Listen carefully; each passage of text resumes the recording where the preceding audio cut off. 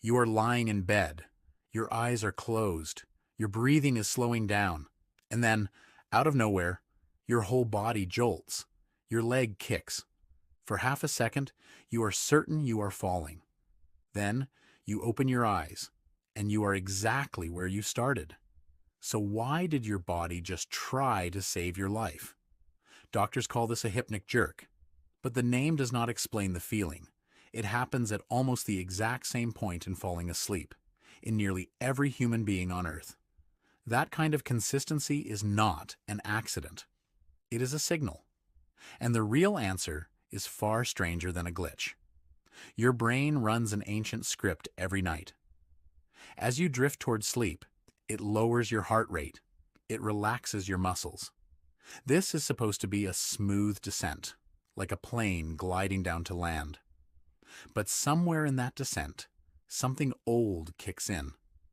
The British sleep researcher Ian Oswald was one of the first scientists to study these sudden movements at the edge of sleep, describing them as your muscles relaxing faster than your brain expects.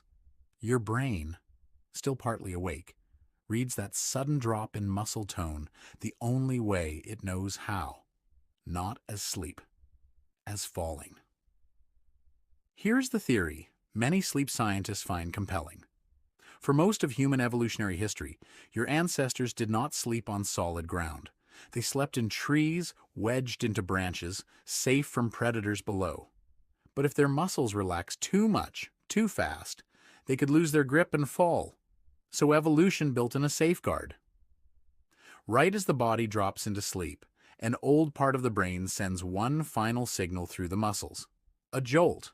A test. Are you still holding on? You do not sleep in a tree. You never have. But your brainstem never got the memo.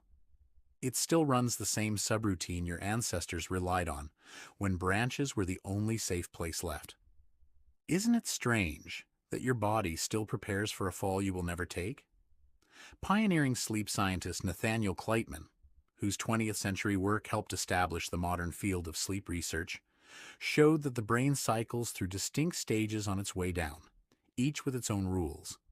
The hypnic jerk usually fires in the narrow doorway between light sleep and true unconsciousness. It is a border crossing, and borders, in nature, are exactly where old defense systems tend to go off. Later researcher William Dement, who helped found one of the first sleep clinics in the world, spent his career mapping how fragile that transition really is. Dozens of processes have to line up perfectly: heart rate, breathing, muscle tone, and usually they do, so smoothly you never notice. But every so often, one part moves faster than the rest. Your muscles let go before your brain agrees to it. And in that gap, your ancestors' oldest alarm system fires. Every time you feel that jolt, you are not malfunctioning. You are running a piece of software older than language, older than fire, older than your own species. For one strange half-second, you are a primate on a branch, catching yourself before the fall. Stress and exhaustion make it worse. So does an irregular sleep schedule. When your nervous system is already on edge, that old fall detection reflex gets more sensitive, not less. Some people feel a small twitch in one foot. Others feel their whole body lurch, paired with a flash of a dream. A cliff edge, a missed step, a sudden drop. Your brain, caught mid-transition, builds a tiny story just to make sense of the jolt it already sent. You cannot turn this reflex off, and you probably should not want to. It is not a flaw.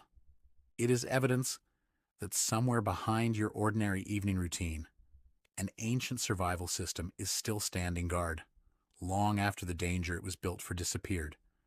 So tonight, when the lights go off and that sudden jolt arrives, you will know exactly what is happening. You are not falling. You never were. You are just feeling, for one brief and ancient moment, what it meant to be your ancestors, holding on through the dark, one final grip before they let themselves rest.